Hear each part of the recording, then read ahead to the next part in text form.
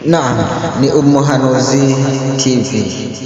Ni jewe mwalimu Esaya Sadi ndasubira ndabaramukije. Assalamu alaikum wa rahmatullah wa barakatuhu. Amahoro y'Imana abane namwe aho muri hose. Tayeb, ikhwata bil iman, nibaze ko nkuko mubizi bisanzwe bimenyerewe kuri iyi channel yacu Umuhanuzi TV, twaramaze kubamenyesha ko tuzoza turagira ibiyago by'impanuro, mbese ducisha ko n'ubutabazi cyangwa ubufasha ku bantu bamwe aho bazoba basabye gufasha ko bufasha. Ariko uno munsi si umuntu binafsi dufise umusigiti wari umaze iminsi amavideo aca mu mbuga ngurukana bumenyi, na cyane cyane mu magrupe ya WhatsApp atandukanye ahurikiyemo abemeramana mu dini ya Islam. Uyu musigiti nkuko mubona, uyu musigiti nuwo ku mutumba Nyabikenke, neza na neza hariya mu ntara ya Ngozi ya kera. Urazi ko bari Butanyerera, tabani ni Butanyerera. Kwa hivyo murabona amasanamu y'ubwa mbere n'amasanamu y'umusigiti mu ntango. N'umusigiti umaze ikiringo cy'umwaka n'amezi atari menshi ubayeho, aho rero noneho babonye bagiye gutangurira Ramadani bavyigwa cyane, baca bavuga uti muri uyu mwaka wa 2025 reka dusabe ubufasha turabe ko kumbure tworonka abadushigikiza utundi dushitingi dusubire dusenge tumerewe neza tutavyigwa. Ariko ni byiza cyane habonetse amabati, aho kuboneka amashitingi habonetse amabati. Hari umudamu yitanze aragura amabati, uhoraho Allah amuhembera akigoro kiwe, mbese n'abagize icyo bakora kugira ngo hashobore kuca haboneka uburyo bwo gufasha ukwiyunguruza ibiti, imisumari, ibintu nk'ivyo. Abafundi bozi ko ibikenerwa bari byinshi. Uko niko muhabona rero kuri uyu musigiti wa hariya Ngozi Nyabikenke, uko niko bimaze kuba byifashe inshuti zanje ya Islam. Kuri ubwo rero turagusaba wewe aho uri hose ubona ko hari icyo ushoboye gufasha kubaka. Kurabona twawe gushirika amabati, niko uburyo bugarukira ku byo tumaze gutaka, kubo tumaze gutakambira, n'uburyo bwacu bugarukira kuri ibi tumaze gushikako. Ushobora kuba uvuga uti kumbure hari aho nokomanga ugasanga ndubatse impome kugira ngo uba ku musigiti urama n'ubusilamu kabonera, kuko n'ubusilamu abasilamu baho ni bashasha, bashigikirwe bahabwe inguvu, aronka abarimu babifitiye ubumenyi bashobore no kubigisha. Kubw'ivyo sindabicishe amajambo menshi, reka twumvirize dutega amatwi gato, twumvirize imamu waho abahe indamutso mwebwe abasilamu mukurikirana TV yacu Umuhanuzi. Assalamu alaikum wa rahmatullahi wa barakatuh. Wa alaikum assalam wa rahmatullahi wa barakatuh. Meze gute? Urakomeye? Turashimira Allah. Mashallah. Hama twari tuje kubatemberera. Ego ino wanyu bahitwa gute mbega? Bahita ku mutumba Nyabikenke, komine Nyamurenza, ntara ya Ngozi, agacimbiri rya Rusengo. Hama mwitwa bande? Je ku mazina yanje nitwa Yusuf Suleiman. Mwebwe mwitwa bande? Nanje nitwa Sabiyandemye Pedaste. Kwa ntavukiye mu idini ry'Ubwisilamu ni Abdul Jabbar. Winjira Ubwisilamu hanyene? Ninjira Ubwisilamu ngaha muri 2017. 2017. Mashallah. Ndabona hari harakati yo kubaka umusigiti, mashallah. Byatanguye gute?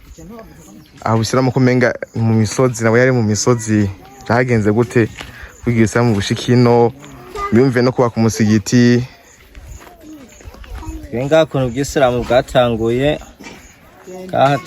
mwaka gace nyene, bwahatanguye muri 2017 niho nabo mwisilamu mwaka no gace mbo wa mbere ninjira Ubwisilamu twisunze uriya wundi musigiti mwaciye hariya ko hariya maze kuba umwisilamu rero ce ntangura ndiga buke buke niga idini ngenda kwiga ariko niga kwindi misigiti yari imwe no komine.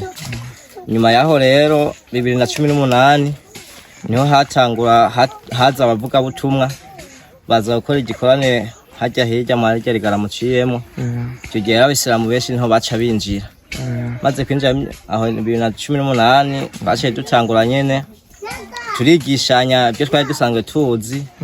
2019 ntangura kuja mu bigo za Muyinga za Gitega za Karusi gutyo maze kugenda uko rero 2020 rero ngaha niho twaca dutangura gukota inzu hajya mu Irigara yo gusengeramo. Inzu mwakoze inzu yo gusengeramo? Yego maze gukotisha inzu yo gusengeramo tukaza twaronkanye n'abantu badufasha twirihe 6,000 gutyo ku kwezi. Twacacu bishoboye kuza turayitangira twaronka abantu baza baradutangira. Nyuma yaho rero twiyumvira duti haje tutoguma turonka abayaturihira twiyumvira yo gufata amasuku urabona ko ari mu caro tuza turagenda tuyapagasa turiha inzu. Bamaze kutwimura mu nzu zitatu twisengeramo haciye nk'ukwezi tingopamwe muhiga handi twiyumvira yuko twokora amafaranga tukagura amafaranga yo kugura ikibanza. Maze kugenda uko tumaze kuvyiyumvira twaragiye turakora ahubwo haca abavandimwe babiri bavuga bati twe twotanga ahantu iwacu tukubakamo akantu gaca ko gusengeramo ibyo kuri amafaranga tubivemo. Abantu bamaze kwumva ko hatanga ubwo haci haboneka wundi muntu avuga ati ko mwemeye ko hatanga baduha imetero 9 ku 35 tuvugana amafaranga yo kubaha kugira umuryango basinyere byitwe ko badandaje kugira bamenye byitwe ko badandaje kwa mu nyuma yaho hava hagira abantu bakavuga ati ntitwari twahabahaye bangombwa ko rero sha twasinyisha muri komibu aho hantu. Maze kugenda ukorosha turonka abandi bantu bavuga ati aho hantu ni hatoye ahubwo reka twagurireko. Niyo mpamvu twase turonka ikibanza kingana nk'uko cha turonka kibanza kingana n'imetero 25 mu bwaguke mu gihe bwambe twarose 9. Maze rero kugenda uko twase tukuma ngaho dukora ibikorwa by'iterambere turima turonka amafaranga. Nyuma yaho rero mu bayaserukiye komibu mu kugura kino kibanza cyeyumvira yuko yo trosa ibiti arondera abantu batrosa ibiti n'amashitingi cyatubaka kibanza sora mubona cyari kimaze umwaka ngaha umwaka wose aricyo dusengeramo. Nyuma yaho rero mashitingi amaze gushwanyuka mwarabonye ko twashe dukwirakiza video icyo cyatumye namwe mubimenya kaca mushika ngaha kudutemberera. Nuko byagiye biragenda nkuko. Nuwo usanzwe uri umuyimamu ngaha? Yego nje sangwe ndi imamu ngaha. Nk'abandi none binjiye idini bashasha? Abandanya binjira idini n'ubu barabandanya kuguma baza barinjira. Yego. Ama miyumva gute kuba bafashije niki kintu gitonyi kwa abantu bafashije kwaronsa ibiti amabati? Twiyumva neza cyane twiyumva umunezero kubera ko turavye iyo twagiye turava tukatubona ko tugeze ku ntambwe y'ibati turizeye ko nibindi tuzobishika ko inshallah. Ikindi cyizere yuko Allah subhanahu wa ta'ala atubikiye byinshi imbere ari heza. Woshimira rero abatumye biba ushimiye n'Imana usabe niduha twasabira iduha. Iyo muri make turavyikorwa aho bigeze turabishima kabisa dushimira byimva mutima abitanze batiziganya kuva mu ntango batuba hafi gushikana n'uno munsi bariko baratwitangira tutazi niyo baherereye batari no mwabuno Burundi. Byo ni ibintu byo gushima byerekana yuko iduwa zacu canke se ubumwe bwacu tuba turimo ngaha bidushikana kuri byinshi uko inyigisho zivuga ziti yadullahi ma'al jamaa tukoko kwa Allah kwa hamwe n'abari hamwe turabyo ukuntu turi hamwe tukabona ibyiza tugenda turashikako. Turabishima cyane dusaba rero Allah subhanahu wa ta'ala ko yokorohereza abantu bariko baritanga mu kubarosa ibyiza ngaha kwisi no mugami bw'ijuru no kubarosa ibyo batanga n'ibyo basigarana no kubagwiriza amatungo menshi kubera ubwitange bariko barakora. dusaba Allah ko abantu yobandanya babungabungira n'imiryango yabo, imitungo yabo, Allah bandanye kubahifadhi, bazabandanye gukora ibyiza byinshi ngaha kuri ino si ya Allah, kugira baze bisange Allah yari bagwirije inshuro nyinshi mu bwami bw'ijuru. Allahumma amin. Ujya kuni dua turangiza igikorwa cyacu. Subhanakallahumma bihamdika, amin, nashhadu an la ilaha illa anta, nastaghfiruka Allahumma wa natubu ilaika, bi rahmatika ya arhamar rahimin. Rabbana atina fid dunya hasan wa fil akhirati hasan wa qina adhaban nar wa qina adhabal qabri. Ya muqallibal qulubi thabbit qulubana ala dinik. Allahumma rzuqna tawbatan nasuhatan qabla al maut. Allahumma tawaffana muslimin wa tawaffana ma'al abrar. Subhana rabbika rabbil izzati amma yasifun wa salamun alal mursalin walhamdulillahi rabbil alamin. Assalamu alaikum wa rahmatullahi wa barakatuh. Wa alaikum salam. Uyo yari imamu uyu musigiti wa Nyabikenke, sindawumenya amazina n'inteza nyezi n'uyu musigiti cyangwa usanzwe sinzi ko bawutoreye akazina ntiturabibaza. Kubw'ivyo inshuti zanje Abayisilamu, uku niko Ubusilamu bwifashe mu misozi. Kuri TV Umuhanuzi, Mwalimu Esaya Sadi Muhanuzi, ndabasezeranira ko nzoguma ntemberera n'ahandi mu